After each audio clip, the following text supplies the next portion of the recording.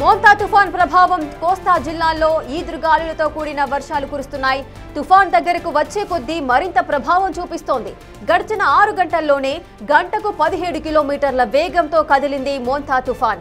ప్రస్తుతానికి చెన్నైకి 480 కిలోమీటర్ల దూరంలో, అటు కాకినాడకి 490 కిలోమీటర్లు, విశాఖపట్నంకి 560 కిలోమీటర్ల దూరంలో కేంద్రీకృతమై ఉంది. పశ్చిమ వాయువ్య దిశగా కదులుతూ రేపు ఉదయానికి తీవ్ర తుఫానుగా మారే అవకాశం ఉంది. అలాగే రేపు రాత్రికి కాకినాడ సమీపంలో తీరం దాటే అవకాశం కనిపిస్తోంది. ఇక తీరం వెంబడి గంటకు 90 నుంచి 110 కిలోమీటర్ల వేగంతో బలమైన ఈదురుగాలులు, మరింత అప్రమత్తంగా ఉండాలి అని చెబుతున్నారు.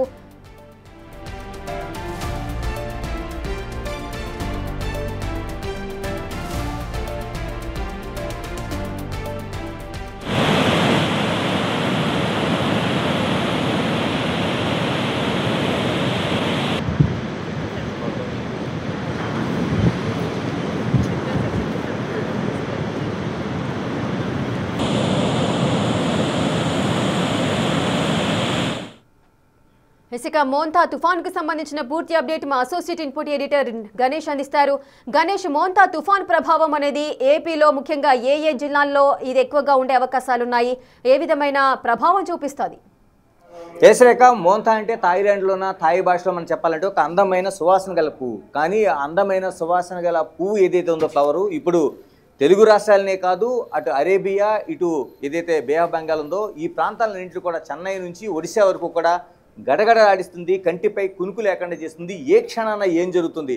ఎందుకంటే మోంతా అనేది చాలా వేగంగా, అంటే గంటకు 17 కిలోమీటర్ల వేగంతో ఇప్పుడు ప్రయాణం చేస్తున్నా, ఇది 18 నుంచి 19 కిలోమీటర్ల వేగంతో ప్రయాణించే అవకాశం ఉందని వాతావరణ శాఖ పూర్తిగా హెచ్చరికలు జారీ చేస్తుంది. కేవలం భారతదేశంలో ఉండే వాతావరణ శాఖే కాదు, ప్రపంచ వాతావరణ సైతం దీన్ని అబ్జర్వేషన్ చేస్తుంది. ఎందుకంటే మోంతా అనేది విస్తృతంగా అటు అరేబియా సముద్రం, ఎక్కడైనా సముద్రాల్లోనే మనకి వస్తే పసిఫిక్ మహాసముద్రం కావచ్చు, హిందూ మహాసముద్రం కావచ్చు, లేకపోతే బే ఆఫ్ బెంగాల్ దాని పార్ట్లో కావచ్చు, ఎప్పుడు కూడా తుఫాన్లు అనేవి మనకు తరచుగా వస్తుంటాయి. కానీ ఒకేసారి అంటే ఎక్కడైనా ఒక ప్రాంతంలో మాత్రమే తుఫాన్లు అనేవి తీరం తాకడానికి, తీరం దగ్గరకు వచ్చే పరిస్థితులు కనిపిస్తాయి. కానీ ఇప్పుడు చూస్తుంటే అటు అరేబియా సముద్రం నుంచి కూడా మనకి ఆ గాలులు అనేవి వీస్తున్నాయి. మరోవైపు ఏదైతే బే ఆఫ్ బెంగాల్ అంటే బెంగాల్ ప్రాంతం ఏదైతే ఉందో బంగాళాఖాతంలో కూడా పూర్తి స్థాయిలో దీనికి సంబంధించిన ఒక భయంకరమైన వాతావరణం కనిపిస్తుంది. ఇప్పటికే తెలుగు రాష్ట్రాల్లో ఆంధ్రప్రదేశ్ రాష్ట్రానికి తీవ్ర నష్టం జరిగే అవకాశం ఉందని ఇప్పటికే హెచ్చరికలు జారీ అయిన నేపథ్యంలో అక్కడ ప్రభుత్వం అలర్ట్ అయింది. స్వయంగా ముఖ్యమంత్రి చంద్రబాబు నాయుడు దీనిపైన పర్యవేక్షణ చేస్తున్నారు. అధికారులను తీరం వెంబడి అప్రమత్తం చేశారు. జిల్లా ఎస్పీలు కావచ్చు,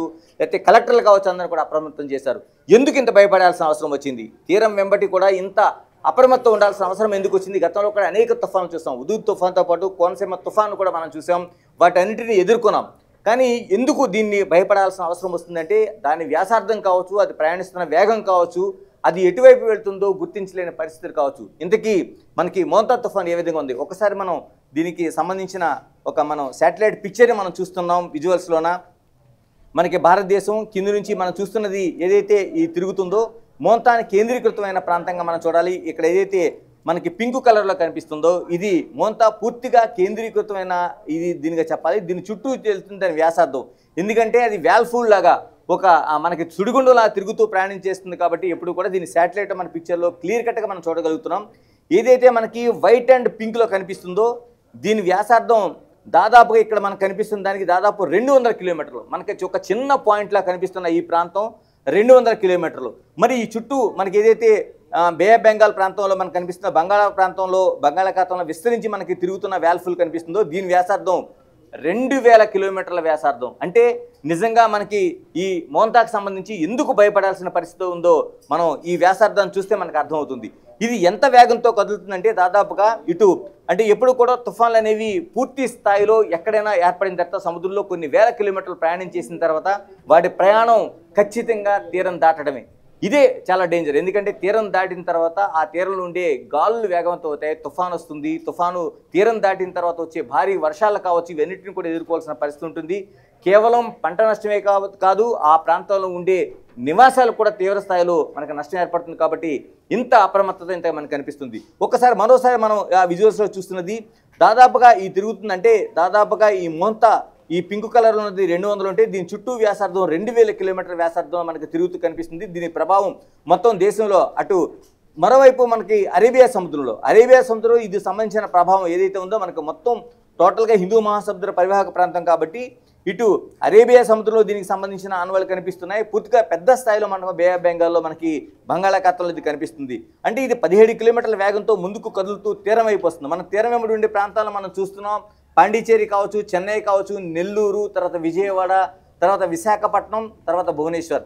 అంటే అటు పూర్తిగా అంటే ఒడిశా నుంచి చెన్నై వరకు పూర్తిగా దీని వ్యాసార్థం అనేది మనకి 2000 కిలోమీటర్ల వ్యాసార్థం అనేది పరిగణించింది. ఇది ఏదైతే పింక్ కలర్లో ఉన్నది పూర్తిగా ఉండే ఈ మోంతా తుఫాను సంబంధించింది ఎక్కడ తీరం దాటుతుంది, దీని కొన ఎటువైపు ఉందని చూస్తే ఖచ్చితంగా మనకి ఇటు నెల్లూరు విశాఖపట్నం మధ్య అంటే ఖచ్చితంగా మనకి కాకినాడ తీరం అనేది కనిపిస్తుంది. ఇప్పటికే వాతావరణ శాఖ అంచనా వేసింది కాకినాడ తీరాన్ని తాకే అవకాశం ఉందని స్పష్టంగా వాళ్ళు చెప్పారు. కాకినాడలో ఎక్కడ తాకుతుందనేది ముందుగా కాకినాడ తుని మధ్యలో దీని తీరం తాకే అవకాశం ఉందన్నారు. కానీ ఇప్పుడు ప్రతి 3 గంటలకి అప్డేట్ చేస్తున్నారు కాబట్టి 3 గంటలకి అప్డేట్ చేస్తున్న ఈ సమాచారాన్ని ఎప్పటికప్పుడు శాటిలైట్లో తీసుకుంటున్నారు కాబట్టి దీని ప్రకారం ఇప్పుడు మనకు కనిపిస్తున్నది కాకినాడ కోనసీమ ప్రాంతాన్ని. కోనసీమ ప్రాంతాన్ని తాకితే గతంలో కోనసీమ మన తుఫాను చూసాం. కోనసీమ తుఫాను ఎంత కల్లోలం సృష్టించింది, ఎంతవరకు పంట నష్టాన్ని కలిగించింది, ఎంత అటు ఆస్తి నష్టాన్ని కాదు ప్రాణ నష్టాన్ని కూడా చేసిన అతిపెద్ద తుఫానుగా మనం చూడాలి. అటు భైరవతిప్ప కావచ్చు, బలుసుపాలెం కావచ్చు, ఇలాగా భైరవపాలెం బలుసుతిప్ప ప్రాంతాల్లో ఆనాడు చేసిన ప్రాణ నష్టం వేల సంఖ్యలో శవాలు మనకు కనిపించాయి ఆ రోజు. దానికి ఉప్పెన కూడా తోడవడంతో ఇప్పుడు ఇదే పరిస్థితి ఇక్కడ ఉంటుందా కోనసీమలో దాటితే అనేది లేదు. ఇంకా తన దిశను మార్చుకుంటే అంటే 17 కిలోమీటర్ల వ్యాసార్థానికి ఆ వేగాన్ని ఇంకా పెంచి అంటే 18 నుంచి 19 కిలోమీటర్ల వేగంతో వెళితే ఖచ్చితంగా ఇది మచిలీపట్నాన్ని తాకే అవకాశం ఉంది. అంటే మనకి ఇక్కడ చెన్నై నుంచి నెల్లూరు, మరో విశాఖపట్నం, ఇలాగ ఈ ప్రాంతం అంతా మనకి విజయవాడ నుంచి విశాఖపట్నం కనిపిస్తుంది. కాబట్టి ఎక్కడైతే మన తీరం అంచులు మనం చూస్తున్నాం, ఏదైతే ఇక్కడ మూంతా ఈ పింకు ప్లేస్ ఉందో ఈ పింకు కదులుతున్న ఈ కదలికలు ఏవైతే ఉన్నాయో ఇటు ఎక్కువ వ్యాసార్థం మనకి ఇటు కాకినాడ వైపు కోనసీమ వైపు వెళ్ళే అవకాశాలే మనకి ఎక్కువగా కనిపిస్తున్నాయి. ఇప్పటికి వాతావరణ శాఖ కూడా ఇదే అంచనా వేస్తుంది. అంటే తీరం దాటడానికి రేపు మధ్యాహ్నానికి ఇక్కడ మనకి టైం లైన్ కూడా వేశారు దీన్ని. అంటే రేపు మధ్యాహ్నం దాటిన తర్వాత 4 గంటలకు తీరం దాటే అవకాశం ఉంది అనేది ఒక అంచనా వేస్తున్నారు. అది ఇంకా పెరగచ్చు, ఎందుకంటే అది 17 కిలోమీటర్ల వేగంతో ప్రయాణం చేస్తే వాళ్ళ అంచనాలకు తగ్గట్టుగా ఉంటుంది. లేదు ఇంకా 18 నుంచి 19 కిలోమీటర్ల వేగంతో కానీ ఆ తుఫాను కానీ ఈ తీరం వైపు దూసుకు వస్తే అది ఇంకా ముందుగా అంటే 3 గంటల ప్రాంతంలో కూడా దీని తీరం దాటే అవకాశం ఉంది.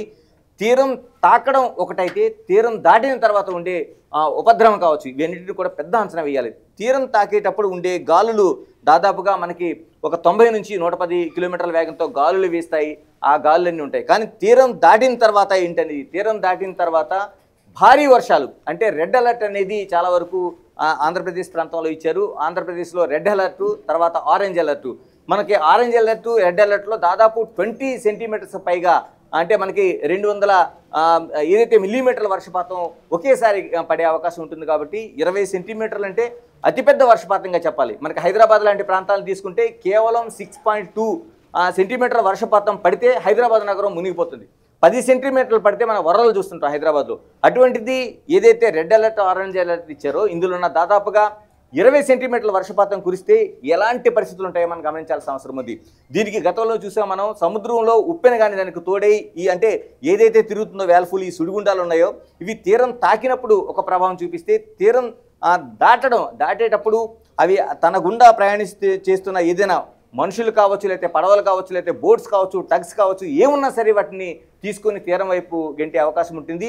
తీరం తాకిన తరువాత వచ్చే గాలులు దాదాపు 90 నుంచి 110 కిలోమీటర్ల వేగంతో అంటే చిన్న విషయం కాదు. ఎందుకంటే దాదాపు మనకి బ్రిడ్జిలు కావచ్చు, కన్స్ట్రక్షన్స్ కావచ్చు, లేకపోతే పెద్ద పెద్ద నిర్మాణాలు కావచ్చు 60 కిలోమీటర్ల వేగాన్ని తట్టుకునడానికి మాత్రమే అవి అనుకూలంగా ఉంటాయి. ఇప్పుడు మనకి బ్రిడ్జిల్లో ఇప్పుడు లేటెస్ట్ టెక్నాలజీలో మనకి అనేక తుఫాన్లు చూసిన తర్వాత ఇప్పుడు 180 వరకు దాన్ని తట్టుకునేలాగా చేస్తున్నారు. అంటే 180 కిలోమీటర్ల వేగంతో వస్తే ఖచ్చితంగా అవి కూలిపోయే అవకాశం ఉంటుంది. కానీ ఇప్పుడు మనం ఇందులో చూస్తున్నది ఏదైతే ఉందో మనం ఈ తుఫానుకు సంబంధించి చూస్తున్న దాంట్లో ఖచ్చితంగా ఇది ఇంత వేగంతో కానీ తీరం దాటిన తర్వాత ఉండే ప్రభావం చూస్తే భారీ వర్షాలు, అతి భారీ వర్షాలు పడే అవకాశం ఉందని వాతావరణ శాఖ అప్రమత్తం చేస్తుంది. తీరం తాకడం ఒకటైతే తీరం దాటిన తర్వాత ఉండే ఏదైతే పరిస్థితులు ఉన్నాయో వాటిని అంతా అంచనా వేస్తుంది.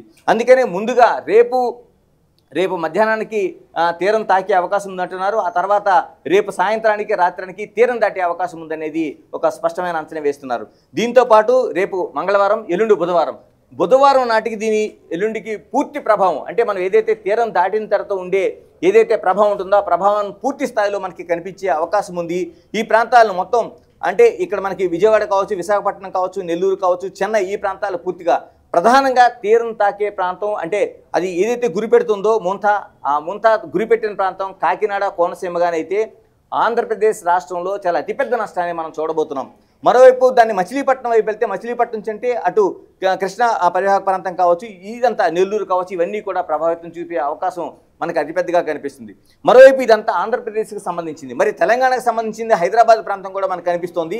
హైదరాబాద్కు కూడా ప్రమాదం ఉంది. అంటే అంత స్థాయిలో లేకపోయినా భారీ వర్షాలు, ఈదురుగాలు వీచే అవకాశం ఉందని హైదరాబాద్ వాతావరణ కేంద్రం ఇప్పటికే హెచ్చరికలు జారీ చేసింది. దీనికి ప్రధానంగా ఇటు బే ఆఫ్ బెంగాల్లో బంగాళాఖాతంలో ఉండే ఈ మోంతాన్ ప్రభావంతో వస్తున్న ప్రభావం తీరం దాటడమే కాదు, మరోవైపు అంటే అరేబియా సముద్రంలో, మనకి అరేబియా సముద్రంలో కూడా అనేక తుఫాన్లు ఉంటాయి. అందులో ఈ తుఫాన్లు అంటే రెండు గాలులు వీస్తున్నప్పుడు ఒకవైపు నుంచి ఒకవైపు సునాయాసంగా వెళ్ళిపోవాల్సిన అవసరం ఉంది. కానీ రెండు గాలులు క్లాష్ అయితే మాత్రం మధ్యలో ఉండే ప్రాంతాలకు ఖచ్చితంగా ప్రభావం చూపిస్తుంది. కాబట్టి హైదరాబాద్ ప్రాంతానికి కూడా ఈ తుఫాను ప్రభావం ఉంటుంది. భారీ వర్షాలు పడే అవకాశం ఉంది.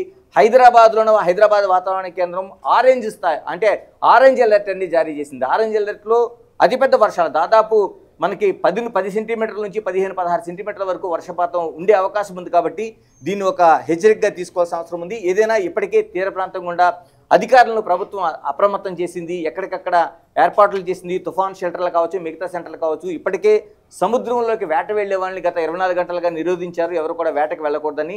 నిజంగా ఎక్కడ ఆ పరదీపు పోర్టు నుంచి చెన్నై పోర్టు వరకు ఉండే ప్రాంతంలో ఎక్కడైనా చేపల వేటకు వెళ్ళిన వారు ఎక్కడికక్కడ షెల్టర్ తీసుకోవాలని ఇప్పటికే ఒక ఆదేశాలు జారీ అయ్యి హ్యామ్ రేడియోలు కావచ్చు, మిగతా వాటితో కావచ్చు, అంతా అప్రమత్తంగా దీన్ని చేశారు. గణేష్, ఇప్పుడు ఈ మోంతా తుఫాన్ ప్రభావం అనేది భారీ వర్షాలు నమోదు చేస్తుంది. అలాగే 90 నుంచి 110 కిలోమీటర్ల మేర 110 కిలోమీటర్ల మేర ఈదురుగాలులతో కూడా ఈ వర్షాలు అవి నమోదవుతాయి. మరి సునామీ వచ్చే ఏదైనా ప్రమాదం ఉంటుందా ఈ మోంతా తుఫాన్ ఎఫెక్ట్తో?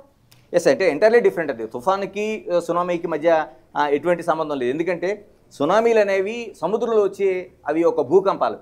అంటే ఆ ప్లేట్స్ కదలికలు సముద్రంలో ఏదైతే ఉంటాయో ఆ ప్లేట్స్ భూమి పలకాలు ఏవైతే ఉంటాయో అవి అడ్జస్ట్మెంట్ జరిగినప్పుడు మనం సుమిత్రా దీవుల్లో అంతకుముందు అది చూసాం. చెన్నై నుంచి ఆ తీరం వెంబడే అనేక పెద్ద మనకి సునామీ మనకు కనిపించింది.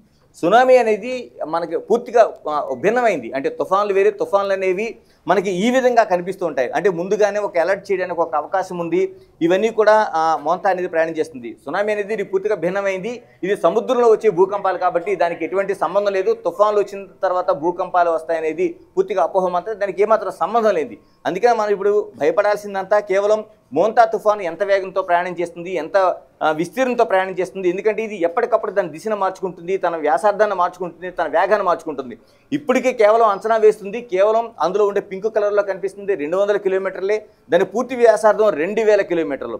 దీన్ని ఇంకా విస్తృతం చేసే అవకాశం ఉంటుంది. అంటే అది ఎంత విస్తృతంగా వస్తే అన్ని ప్రాంతాల మీదుగా ప్రయాణం చేస్తుంది. అన్ని ప్రాంతాల్లో ఉండే అటు ఇది మనకి స్ట్రక్చర్ ఇంజనీరింగ్ కావచ్చు, లేకపోతే మిగతా ప్రాణ నష్టం కావచ్చు, పంటలు కావచ్చు, అన్నిటి కూడా తుడిచిపెట్టుకుపోయే అవకాశం. అంటే 200 కిలోమీటర్ల వ్యాసార్థంతో కానీ ఇది కానీ తీరం తాకితే ఎంత ప్రభావం ఉంటుందనేది మనం నిజంగా అంచనా వేయలేము. అందుకనే ప్రభుత్వం ఇప్పటికే అప్రమత్తమైంది. అన్ని చోట్ల కూడా ఆ పికెట్స్ ఏర్పాటు చేసింది. అన్ని జిల్లా కలెక్టర్లు తీరం వెంబడే కాదు మిగతా అన్ని ప్రాంతాలను కూడా అప్రమత్తం చేసింది.